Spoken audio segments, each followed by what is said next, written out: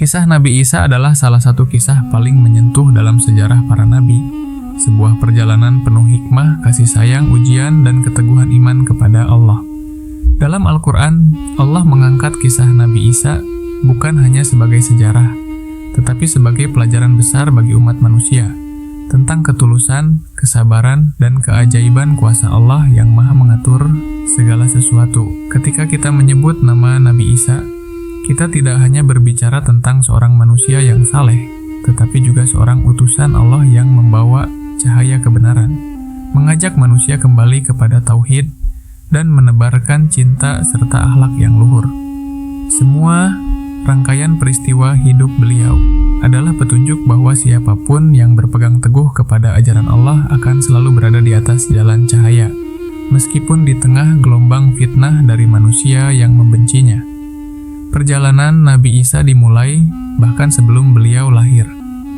Kisah ini dimulai dari seorang wanita suci bernama Maryam, yang dipuji oleh Allah dalam Al-Quran sebagai wanita yang menjaga kehormatannya dan sangat taat beribadah.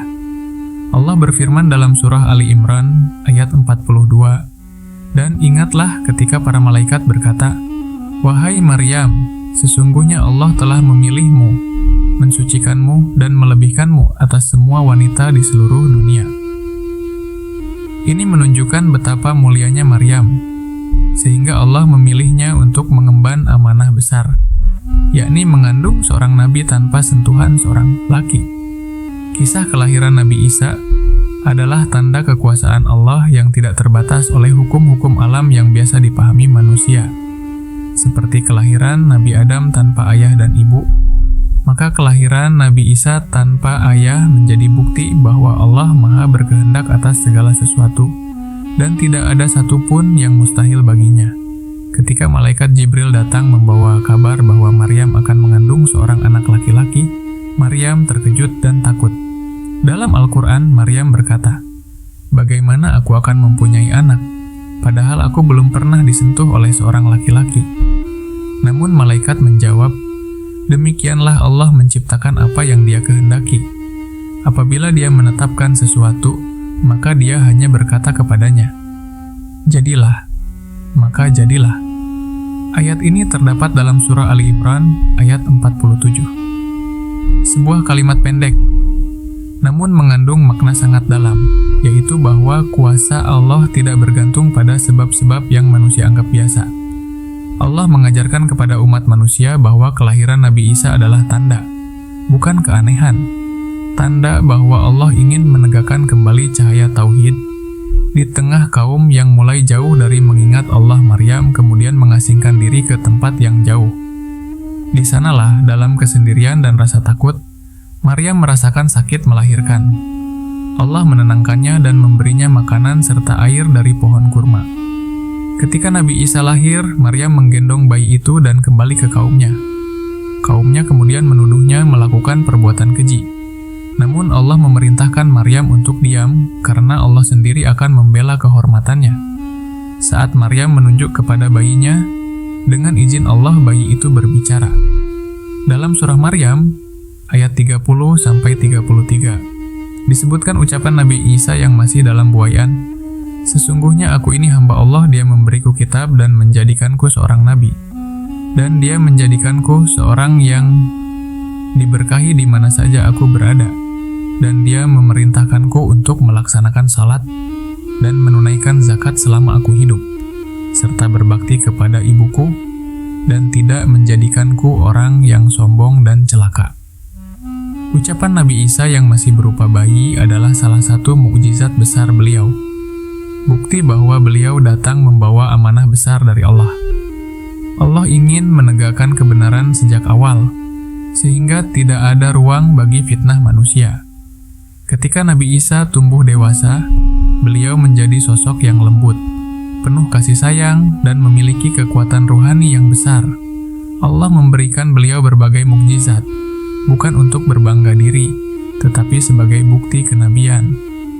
Allah berfirman dalam surah Al-Maidah ayat 110 tentang berbagai mukjizat Nabi Isa, "Ingatlah ketika aku mengajarkan kepadamu kitab, hikmah, Taurat, dan Injil. Dan ingatlah ketika kamu membentuk dari tanah berupa burung dengan izinku, Lalu kamu meniupnya, dan ia menjadi seekor burung dengan izinku. Dan kamu menyembuhkan orang yang buta sejak lahir dan orang yang berpenyakit kusta dengan izinku. Dan kamu menghidupkan orang mati dengan izinku. Semua mukjizat ini adalah tanda bahwa Nabi Isa adalah utusan Allah, bukan Tuhan. Bukan anak Tuhan, melainkan hamba Allah yang diberi kekuatan besar untuk memantapkan dakwahnya. Nabi Isa mengajak kaumnya untuk kembali kepada Allah, untuk meninggalkan kemunafikan, kedengkian, dan kesombongan. Beliau mengajarkan cinta kasih, kedamaian, kejujuran, dan kesederhanaan. Beliau tidak datang membawa kekerasan, melainkan kelembutan. Dalam banyak riwayat, beliau dikenal sebagai sosok yang sering berpuasa, sering bermunajat di malam hari, tidak pernah mengejar kekayaan dunia, dan selalu peduli kepada orang miskin, orang sakit, serta orang yang tersingkirkan. Ajarannya menekankan kelembutan hati, empati, dan ketulusan dalam beramal. Itulah teladan besar yang seharusnya kita tiru. Dalam hidup sehari-hari, kita diajarkan oleh Nabi Isa bahwa kekuatan terbesar bukanlah kekerasan fisik, tetapi kelembutan hati, bahwa kemenangan bukanlah ketika kita mengalahkan orang lain, tetapi ketika kita mengalahkan kesombongan dan hawa nafsu dalam diri kita. Namun sebagaimana para nabi terdahulu, Nabi Isa juga menghadapi perlawanan dari kaumnya, terutama para pemuka agama yang merasa kedudukan dan kekuasaannya terganggu. Mereka tidak suka dengan dakwah Nabi Isa yang menyeru kepada kebenaran dan menyingkap kemunafikan mereka. Mereka membenci beliau, bahkan merencanakan untuk membunuhnya. Tetapi Allah melindungi Nabi Isa. Allah berkata dalam surah An-Nisa ayat 157-158 bahwa mereka membunuhnya tidak, menyalibnya pun tidak, tetapi Allah mengangkatnya kepadanya. Ayat ini menunjukkan bahwa Nabi Isa tidak terbunuh, tidak disalib, melainkan diselamatkan oleh Allah dari makar orang-orang kafir. Sebuah pelajaran besar bahwa siapapun yang berada dalam perlindungan Allah tidak akan pernah tersentuh kejahatan manusia, sekalipun seluruh dunia memusuhinya. Sebelum diangkat ke langit, Nabi Isa menegaskan kepada para pengikutnya bahwa mereka harus menjaga ajaran tauhid, bahwa Allah adalah Tuhan satu-satunya. Tidak ada sekutu baginya, beliau tidak pernah menyuruh manusia menyembah dirinya. Dalam surah Al-Maidah ayat 116, Allah mengisahkan dialog kelak pada hari kiamat ketika Allah bertanya kepada Isa, "Adakah engkau mengatakan kepada manusia, jadikanlah aku dan ibuku sebagai dua Tuhan selain Allah?" Nabi Isa menjawab, "Maha suci engkau, tidaklah pantas bagiku mengatakan apa yang bukan hakku." Ayat ini menegaskan bahwa Nabi Isa adalah seorang hamba yang jujur dan amanah, tidak pernah mengajarkan kesyirikan. Setelah Allah mengangkat Nabi Isa, ajaran beliau mengalami perubahan oleh manusia. Namun Al-Quran menjaga kisah beliau dengan benar, agar umat Muhammad tetap mengetahui jalan lurus Nabi Isa akan kembali menjelang hari kiamat, bukan sebagai pembawa agama baru, tetapi sebagai penguat syariat Nabi Muhammad. Beliau akan menegakkan keadilan dan menghapus fitnah yang selama ini disebarkan manusia tentang dirinya. Semua ini adalah bagian dari rencana Allah yang sangat luas dan tidak bisa dicapai oleh akal manusia biasa. Dari seluruh perjalanan Nabi Isa, kita mendapatkan banyak sekali pelajaran hidup.